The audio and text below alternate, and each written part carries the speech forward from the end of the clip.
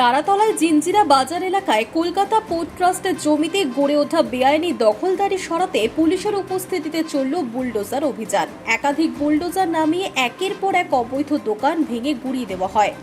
বছরের পর বছর ধরে পোর্ট ট্রাস্টের এই জমি বেআইনিভাবে দখল করে একাধিক দোকান ও বাণিজ্যিক প্রতিষ্ঠান চলছিল বলে প্রশাসনিক সূত্রে খবর। আচমকা এই উচ্ছেদ অভিযানকে কেন্দ্র করে গোটা এলাকায় ব্যাপক চাঞ্চল্য ও উত্তেজনা তৈরি হয়েছে। অভিযানের মূল কারণ হিসেবে জানা যাচ্ছে, পোর্ট ট্রাস্টের ওই জমিটি কোকা কোলা কোম্পানিকে লিজ দেওয়া হয়েছে, কিন্তু জমিতে স্থায়ী ও অস্থায়ী দখলদারি থাকায় জমি হস্তান্তর বা মূল কাজের প্রক্রিয়া আটকে ছিল।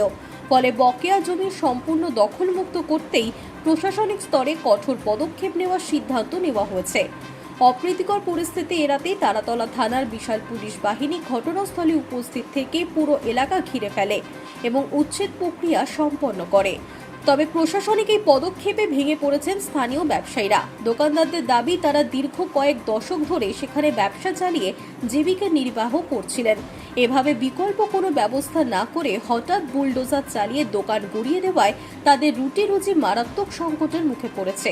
অনেকেই পুনর্বাসনের দাবি তুলেছেন। Hi News network.